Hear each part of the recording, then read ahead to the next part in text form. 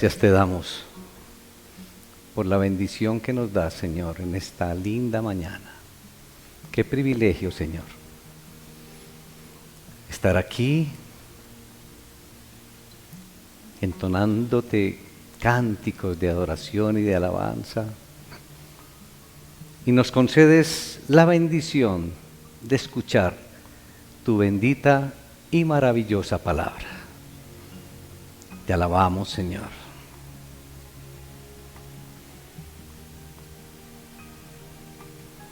Un día, aquellos líderes, Señor, te llamaron engañador.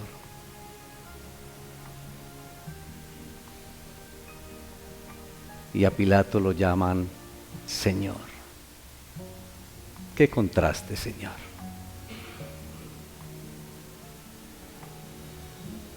Permítenos a todos nosotros llevar a nuestro corazón, Señor, esta verdad maravillosa de tu resurrección.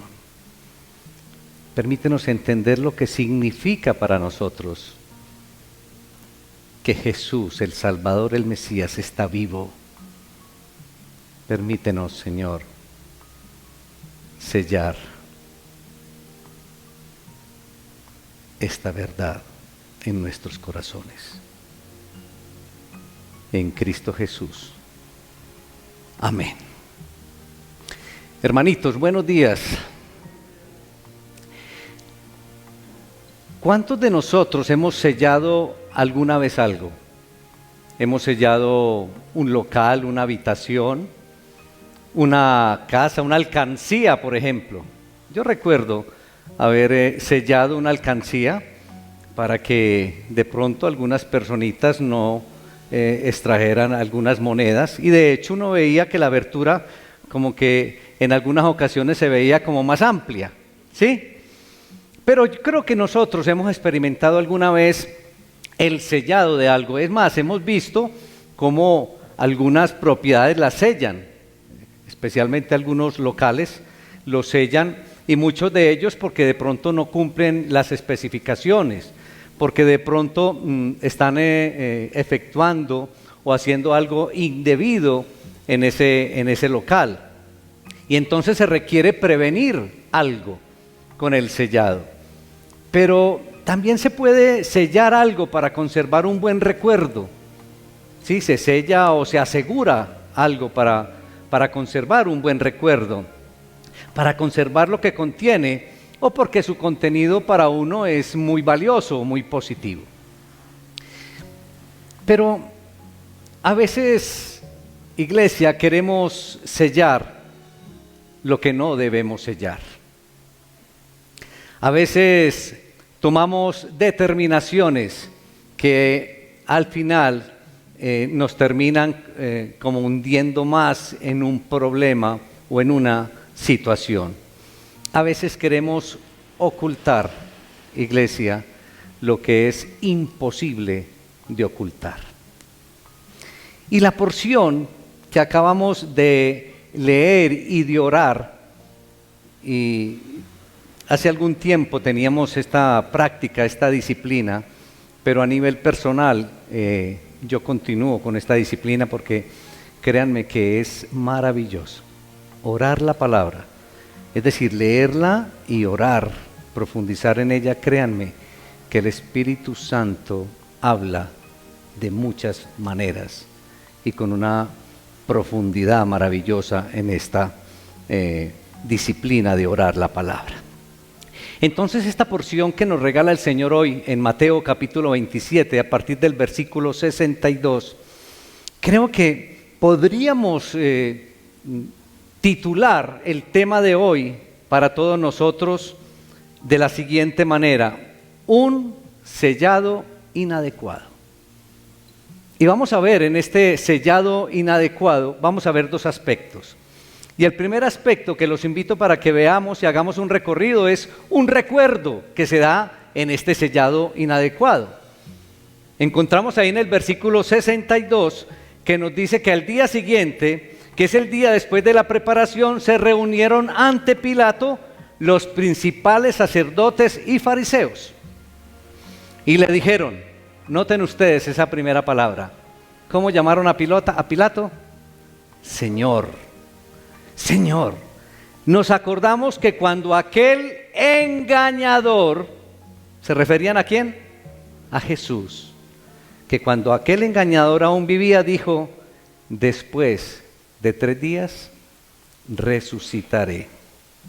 Nos acordamos, tremenda esta expresión de los líderes religiosos.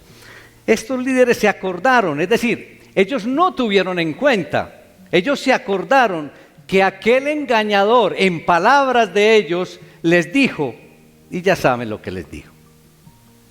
Entonces, ¿de qué se acordaron en realidad estos líderes religiosos? Se acordaron de continuar, de seguir ultrajando a Jesús. De eso sí se acordaron.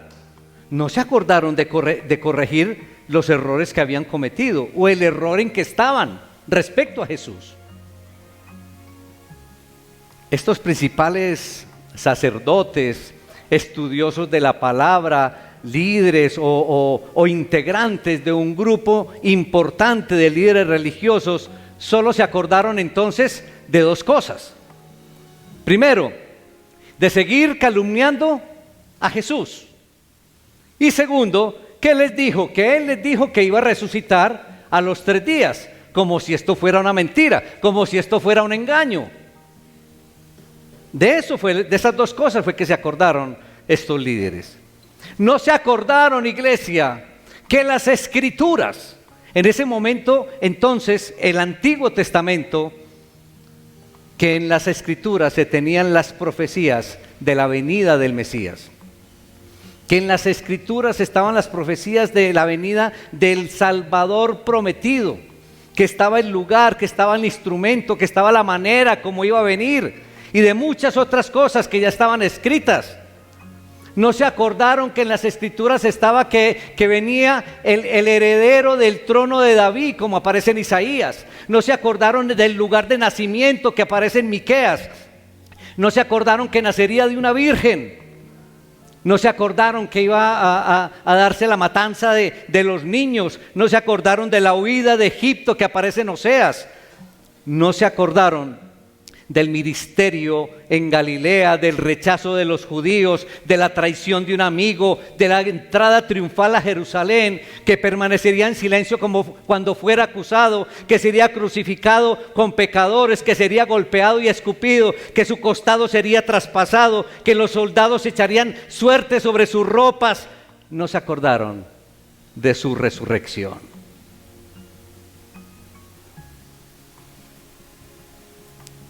Y el mismo Jesús, hermanos, a sus discípulos en muchas ocasiones, en varias ocasiones, les manifestó de manera directa que era necesario que Él muriera, sufriera, pero que al tercer día resucitaría. Y uno lo encuentra en Mateo capítulo 16, en Mateo 20, en Mateo 26, en Marcos 9.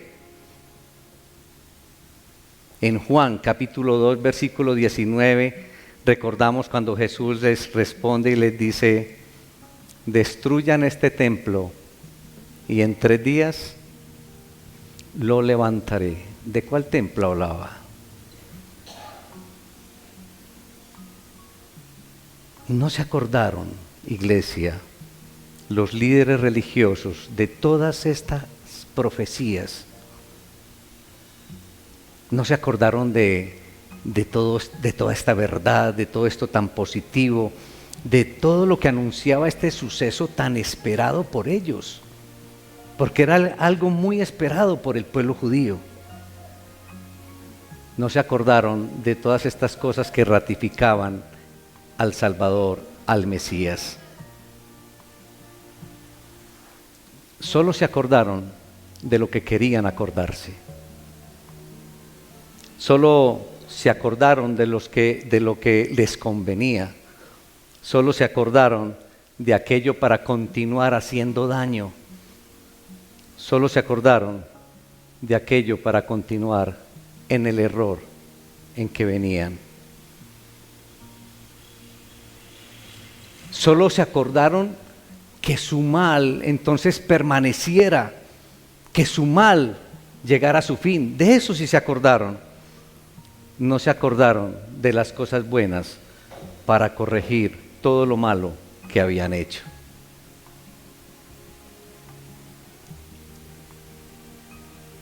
Y cuando vemos entonces a estos líderes religiosos acordándose de lo que no se debían de acordar,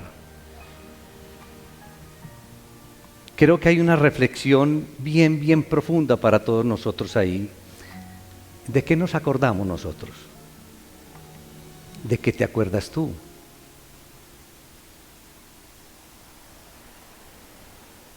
¿De qué te acuerdas a nivel de tu familia?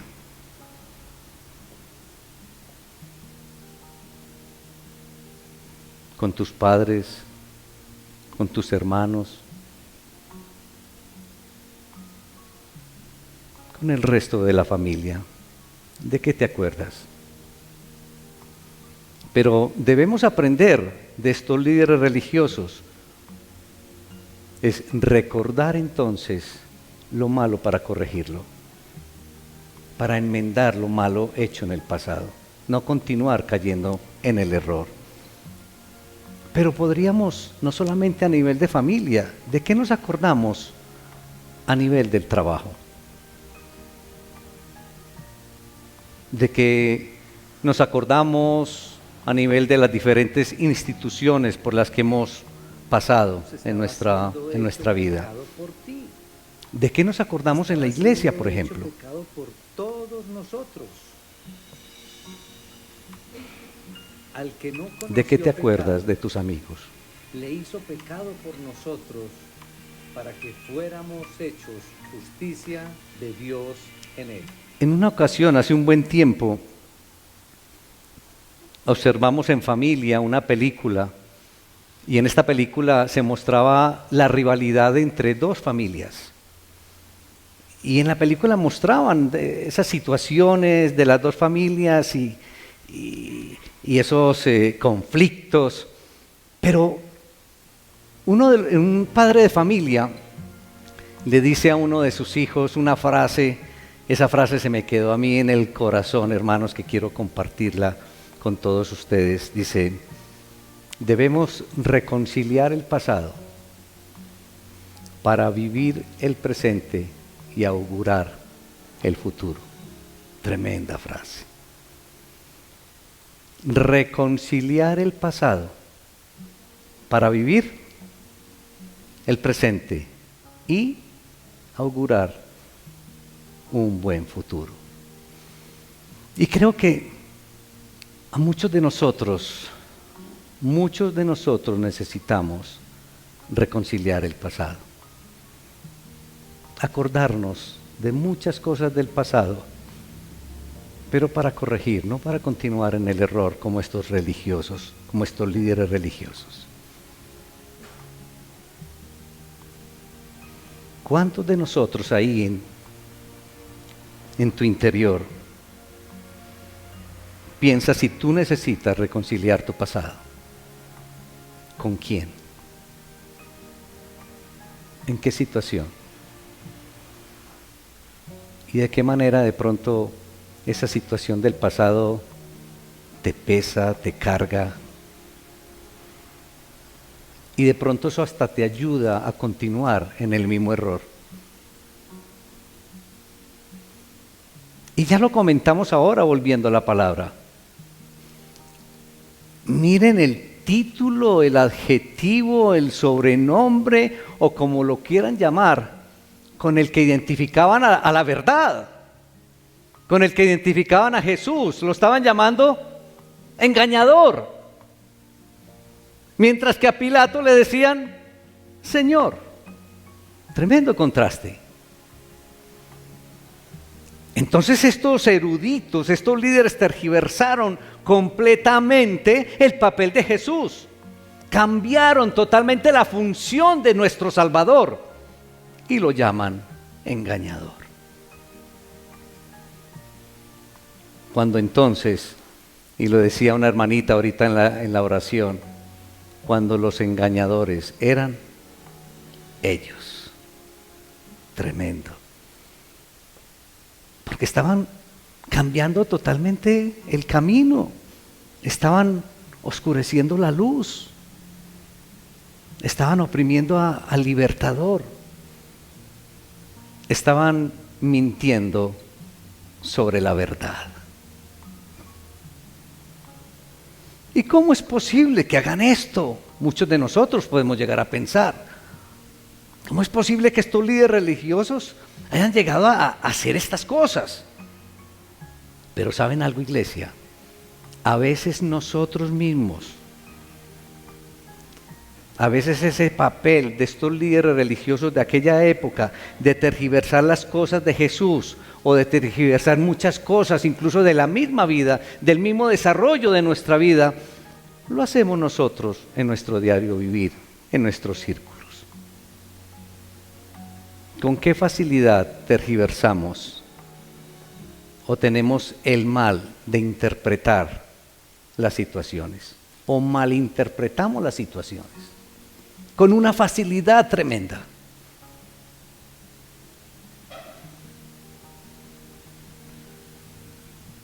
Y el equivocado, el engañador, siempre es ¿quién? Cuando analizamos una situación, ¿quién es el engañador cuando nosotros analizamos una situación? El otro. Siempre la culpa del otro es del otro, siempre el error es del otro, siempre el engañador es el otro. No aceptamos que estamos en un error. Difícilmente aceptamos eso.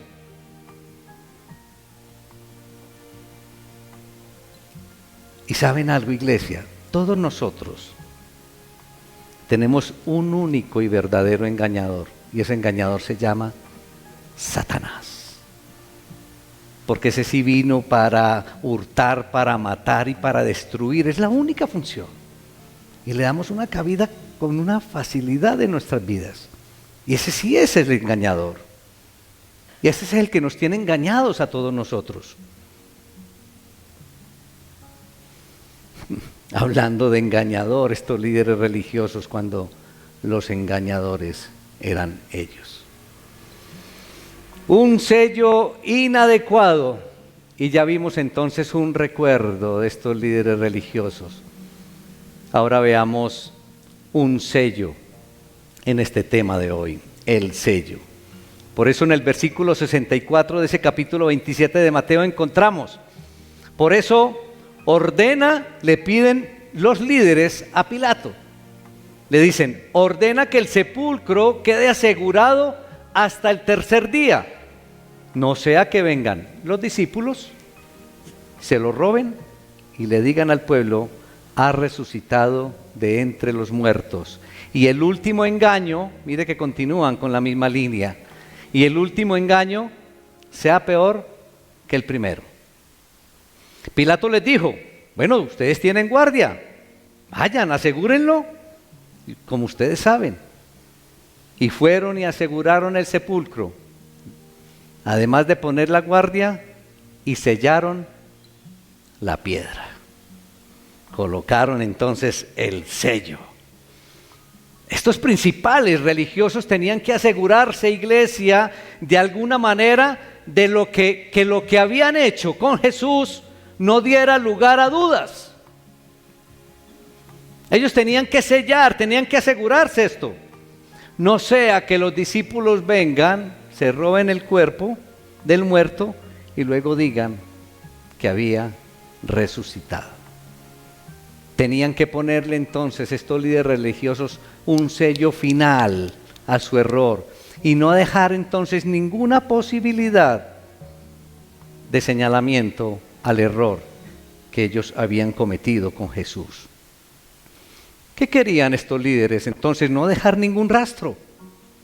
No querían dejar ningún rastro de todas esas manipulaciones y mal proceder que habían hecho con Jesús. No querían dejar ningún rastro de las malas interpretaciones, de sus abusos. No querían dejar rastro del crimen contra Jesús. Entonces, ¿qué estaban haciendo realmente los líderes religiosos con este actuar? Ellos estaban con esto sellando, sí, el más grande crimen de la historia. Eso era lo que estaban sellando. Pero también estaban sellando el regalo más grande para toda la humanidad. El regalo de parte de Dios a través de su Hijo Jesucristo para todos nosotros. El regalo del perdón y de la salvación. Entonces, la resurrección de Jesús no solamente estaba profetizada de tiempo atrás, la resurrección de Jesús fue pronunciada, fue manifestada por el mismo Jesús. Y fue una realidad al tercer día de haber muerto Jesús, como se estipulaba en las diferentes versiones. Pero una muestra más del engaño de estos líderes religiosos la encontramos más adelante en el capítulo 28, a partir del versículo 11, donde para mantenerse en el engaño y no reconocer errores, se da entonces precisamente que estos principales sacerdotes, cuando viene la guardia y le da toda la información a ellos de lo que había pasado, y ellos le informan, le tuvieron que haber informado entonces de lo que habían visto un ángel, de todo lo que habían observado a través de ese maravilloso milagro. Y entonces, ¿qué hacen estos líderes con esa verdad? Le ofrecen plata a los de la guardia para que fabriquen, elaboren un falso positivo, como llamamos hoy, y mintieran y dijeran simplemente que mientras dormían habían ido los discípulos y se habían llevado el cuerpo de Jesús. Le dieron mucho dinero a estos soldados para que dijeran una mentira en lugar de reconocer el error, en lugar de aceptar esa verdad maravillosa y que se había cumplido en Jesús, esa promesa que habían esperado por mucho tiempo del Mesías, del Salvador. Y si los principales sacerdotes, iglesia, y los líderes religiosos de aquella época querían sellar sus errores en aquella ocasión, nosotros hoy estamos llamados, iglesia, a sellar verdades. Tú y yo estamos llamados a sellar verdades hoy. Nosotros estamos llamados a corregir errores del pasado. Que cuando digamos me acuerdo de esto o de aquello, es porque de alguna manera vamos a enmendar cualquier error, para que más adelante ese recuerdo no nos atormente, para que más adelante ese recuerdo no nos pese y no nos haga cometer más errores. A eso estamos llamados, a corregir errores del pasado. Estamos llamados a no tratar de corregir un error con otro error. Estamos llamados a aceptar equivocaciones, estamos llamados a aceptar errores. Nosotros hoy estamos llamados a hacer evaluaciones de nuestra vida, a hacer evaluaciones de nuestros procesos de vida. Nosotros hoy estamos llamados a mirar con misericordia. Nosotros hoy estamos llamados a mirar y proceder con amor. Y principalmente, iglesia, estamos llamados a sellar completamente una verdad. Cristo resucitó, iglesia, y esa verdad es la que necesitamos sellar. Cristo está vivo, iglesia. Esa verdad la necesitamos sellar, pero aquí en lo más profundo de nuestros corazones. Su cuerpo no fue hurtado por los discípulos.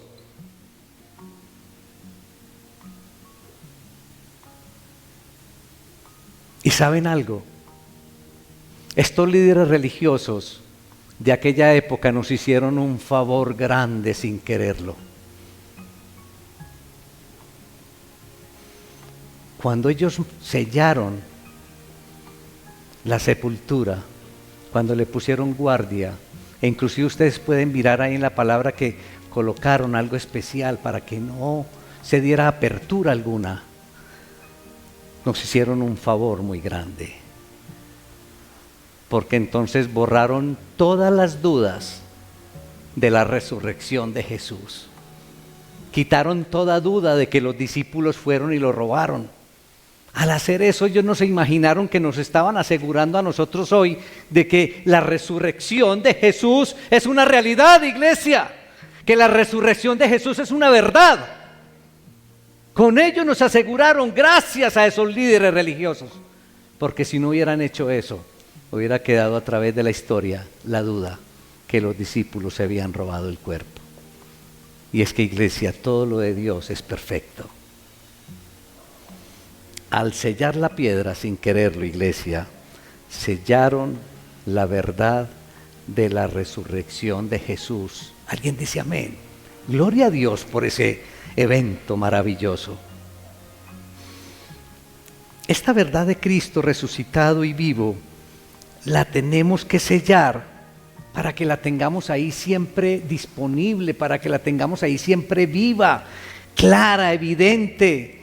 Además, acompañada, iglesia, de la certeza de lo que ello significa para cada uno de nosotros. La resurrección de Jesús, iglesia, sella nuestra propia resurrección. La resurrección de Jesús sella nuestra salvación. La resurrección de Jesús sella nuestra vida eterna.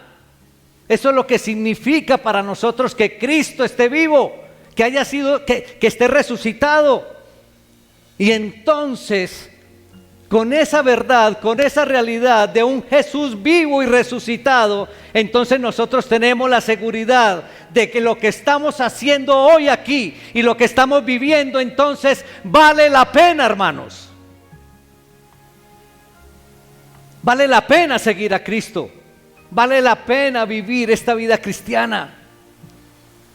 Porque entonces la resurrección de Jesús nos garantiza a nosotros la vida eterna. Y eso sí que es bien significativo. Y entonces nos llena a todos nosotros de una total esperanza. De una esperanza que la debemos vivir día tras día y gozarnos de esa esperanza maravillosa. Que cuando Cristo venció la muerte, entonces vamos a tener al lado de Él también una vida eterna, como lo ha prometido para todos sus hijos. ¿Hay algún hijo de Dios aquí? ¿Vas a tener vida eterna? ¿Hay algún hijo de Dios aquí? ¿Vas a tener resurrección? ¿Hay algún hijo de Dios aquí? Tienes asegurada tu salvación. Oh Padre Celestial, te alabamos, Señor. Te damos honra, honor y gloria en el poderoso nombre de Cristo Jesús. Te damos gracias, Señor. Oh, llevar esta verdad a nuestros corazones de un Jesucristo vivo, Señor. Tener esa seguridad que estás vivo. Padre soberano, que lo levantaste al tercer día. Eso nos llena de una total esperanza en nuestra propia resurrección, de una total seguridad. Ayúdanos, Señor, a vivir esta verdad, a llevarla a nuestro corazón, a que día tras día esa esperanza y esta verdad nos mantenga vivos, anhelando ese momento maravilloso de la vida eterna en cada uno de nosotros. Y sellando esa verdad en nuestros corazones, que tenemos a un Jesús resucitado, un Jesús vivo, y que al mismo tiempo esa verdad nos sella a todos nosotros, nos da la seguridad de nuestra propia resurrección, de nuestra vida eterna. La alabanza para ti, soberano Creador, todo el honor, toda la gloria, toda nuestra reverencia, toda nuestra alabanza, en el glorioso y poderoso nombre de Cristo Jesús. Amén y amén.